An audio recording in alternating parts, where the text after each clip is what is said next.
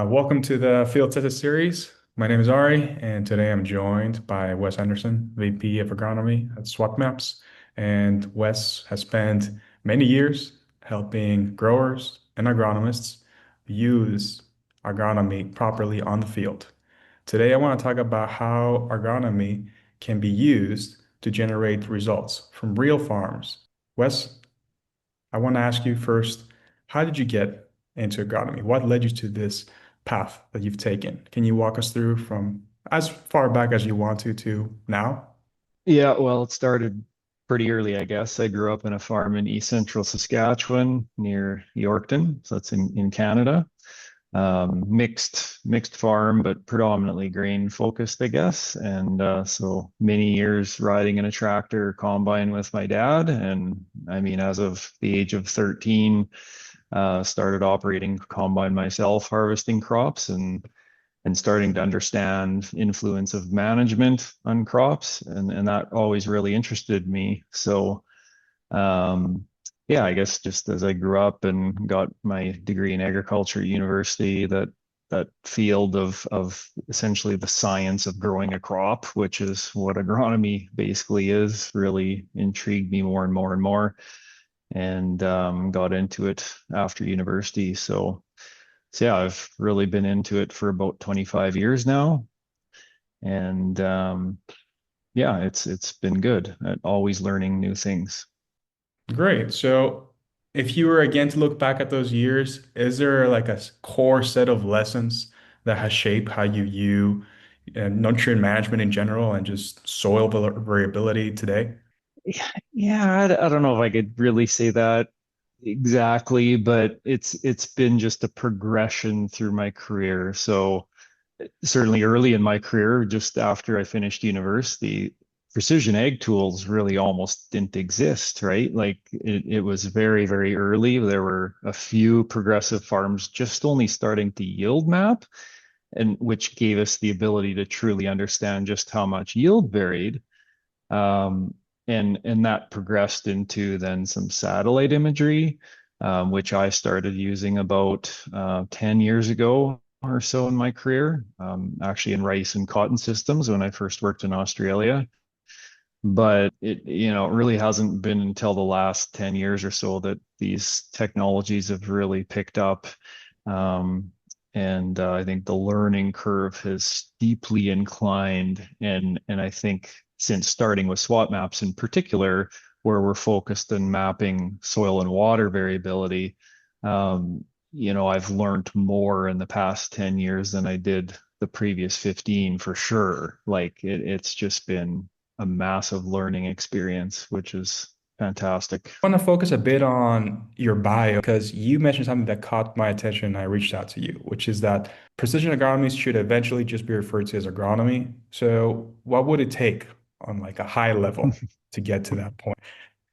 That's a good question. I think just I guess wide adoption for one thing, right? Where it just becomes normal. I think that's probably the simple answer. Um, the the real answer or more in-depth answer would probably be just a lot more agronomists um, getting into precision ag and actually measuring variability and using those tools more regularly, which still falls under adoption, I suppose, but it doesn't even necessarily take all farms to be using precision ag. We just need all agronomists to stop ignoring variability and actually acknowledging it, measuring it, taking the time and effort to start diving into that a little more and then understanding it. Definitely ring some bells with, what I've read, at least from your really thorough posts. Intuitively also makes sense from what I've seen because I have in the past worked on farms myself. I want to kind of zoom on today's topic. It's again maximizing ROI. We just want to have like a practical take going forward with these series in general. And I want the audience to just really see that we're not just talking fluff. We actually have something of value to add. And what is that first misconception you see from growers or agronomists in general? Yeah, well, misconceptions, in the precision ag space, I guess, is that the one big one would be fertilizer response is dictated by yield, right? So if Mhm. if areas of the field that yield more should need more fertilizer or more nutrients. Mhm. And that's definitely not always the case. In fact, sometimes it's completely opposite. So that is a common mistake that unfortunately I think early on in the early days, again going back many years when really maybe one of the only tools we had was yield mapping. Mhm. Um, that was one of the things that people started doing.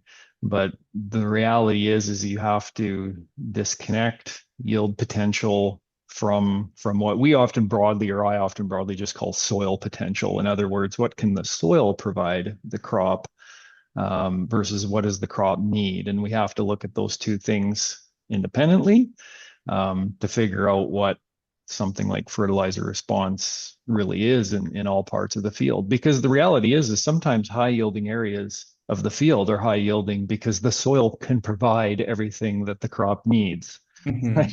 Mhm. Sometimes areas are low yielding because they need more nutrients. So Mhm. the ROI is related to that yield increase we get from added inputs, whether that's lime, fertilizer, even seed. Since we're going a bit more into the nitty-gritty, I wanted in practical terms to see maybe where actually the biggest ROI gains are coming from right now. I know there's some data you prepared, where we can talk a bit about, nitrogen additions, phosphorus allocation, and or fixing, drainage or pH issues. To answer your question, the correct answer would be this is a very area specific thing, right? I see data and work with partners, doing precision ag agronomy in 4 different countries around the world, right? So it Mhm. really it can vary massively. In areas with pH problems, like acidic soil problems, lime is definitely a big ROI. It's a very instant, often savings, product savings. So even before we get yield increases, you're almost instantly saving on just product, right? You're applying less because you're only treating areas that have acid soils, for example. In areas like Western Canada, where I'm from, where soil salinity is a problem, Mhm. again, you can get very instant and quick savings by cutting back inputs on saline affected areas because those areas just don't need more fertilizer. So Mhm. I'm in Australia currently, and variable rate gypsum is a really good one too. There are certain areas of the field need gypsum, so that is a very it depends where we're talking about. But the example here on the screen would be a lime example that's fairly typical, I suppose, where most of the field maybe needs a pH amendment. In that prescription example at the top there, it's essentially every management zone is getting except zone one.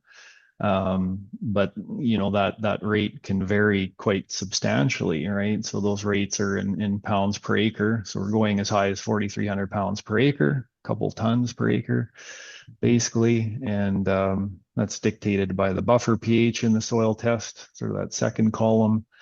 And then in this example, this field had some fairly high exchangeable sodium in zones sort of 7 through 10. And in that case, we're almost just adding calcium to displace sodium more than anything. Mhm. Um, but it's also going to correct pH as well. So that's just one example of many I could give of variable rate lime. Going into my next question, I want to talk about, the emphasis, I guess, of quality soil, water, but also topography data. You definitely take into consideration zone mapping in your assessments and your recommendations. What specific gaps do you see today that limit ROI, and how do you think those can be abridged? Yeah, I would say common one would be just farm logistical constraints. And like to give an example, like this is just a fairly small field. I believe it was only 40 acres or so, if I recall.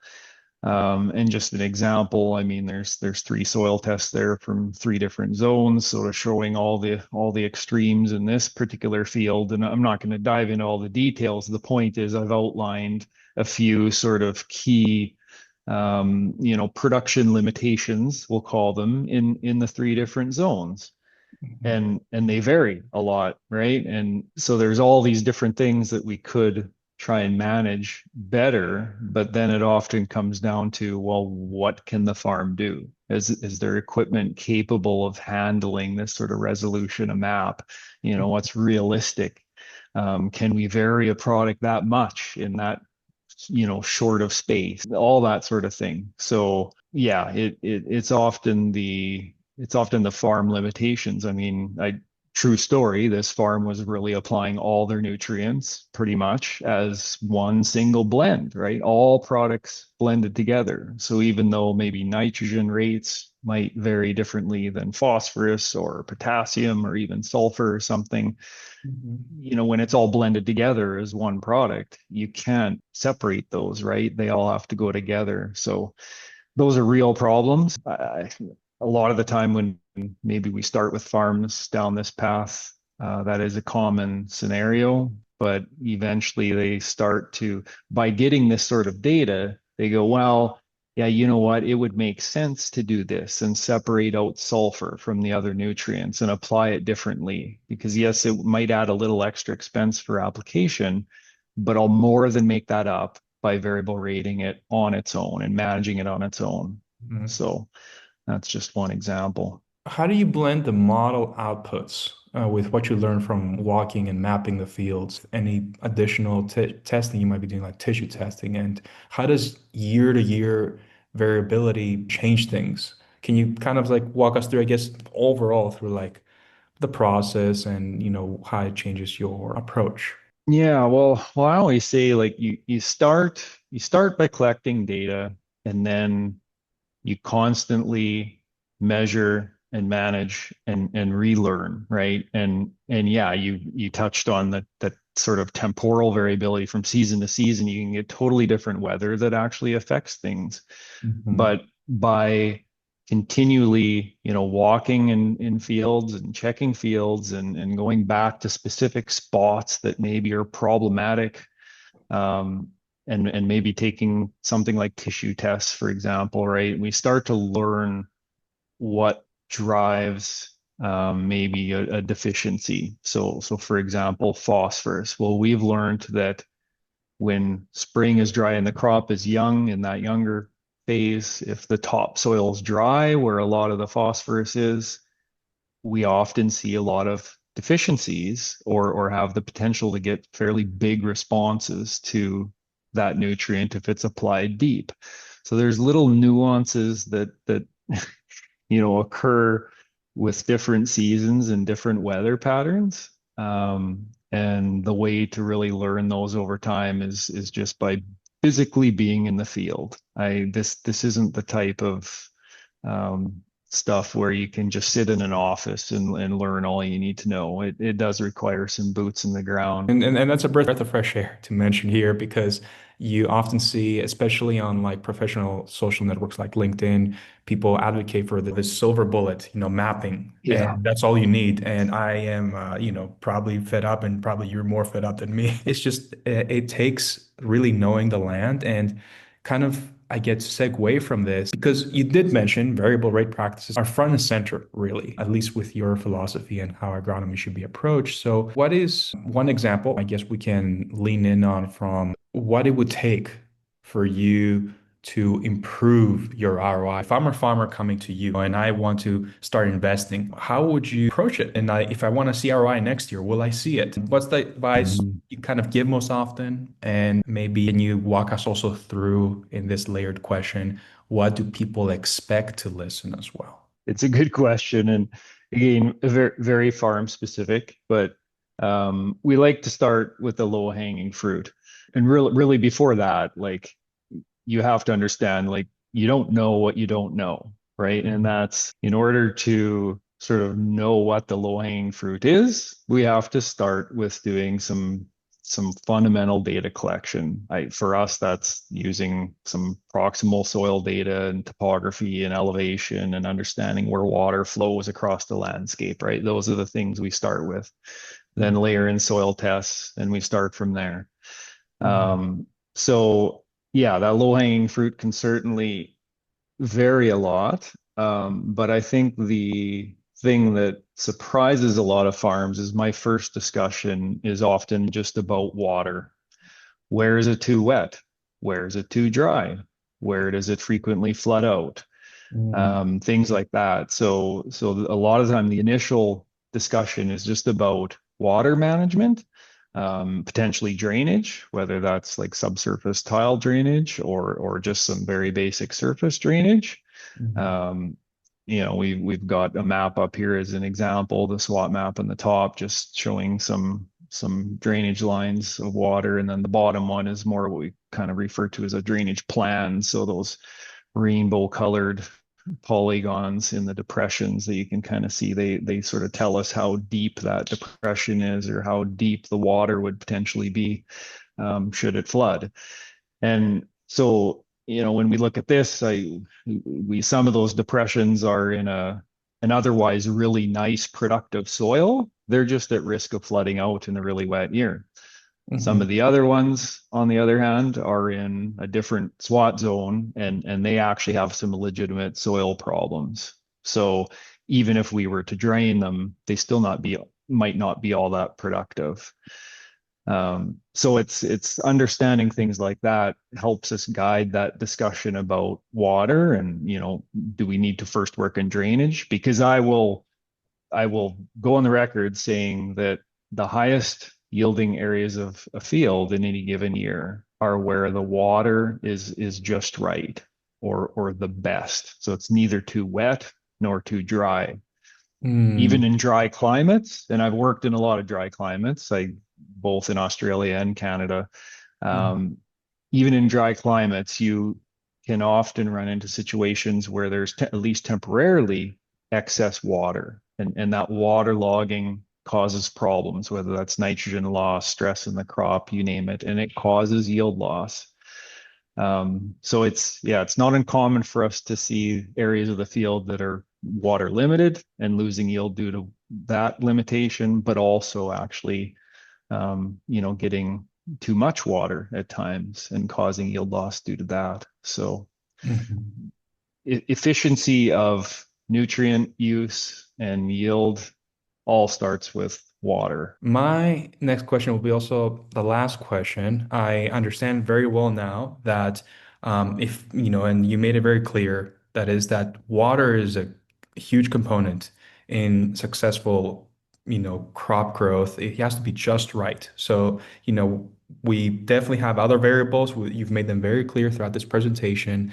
So, my goal is to make you more accessible to the audience. Like I want people to know, where your expertise lies, what kind of crops you work with, what kind of climates you work with, such that they can start looking at agronomy as not an add-on, but rather a necessity for them to have like a positive growth plan with their farm, 5, 10 years down the line and even further. So are there any, let's say, particular farms or crops or climates you want to welcome to your practice? Yeah, well, I guess I'm most familiar and most trained and experienced in a lot of the what we would call broadacre small grains. So wheat, barley, oats, canola, peas, lentils, all those sorts of small green legumes that are growing. But I also have a decent amount of experience in irrigated cotton and rice production in Australia. So, and really this sort of technology that we're talking about is applicable in all of them. I've even since being in Australia here, I've even mapped some, citrus orchards, vineyards, um, soil at the end of the day. It doesn't really matter what you're growing in it. All those fundamental properties that we need to understand to grow a successful crop, whatever that might be. It's all those fundamentals are the same, right? Now, management obviously can be a lot different in something like citrus versus wheat, but yeah, we can work with it all. It's we're just trying to understand soil and water. Definitely see the value of precision agronomy, and I hope for its adoption further. If there's anything else you want to share, or if you feel like there's something that people should know. No, yeah, I'm happy to chat with people if they're early in their precision ag path, certainly. I mean, I like to share that experience and mentor people in their early in their career if they want, or if they're even mid or late career, that's fine too. Thank you, Wes. Really enjoyed the conversation. Hope to talk to you again very soon. Thank you.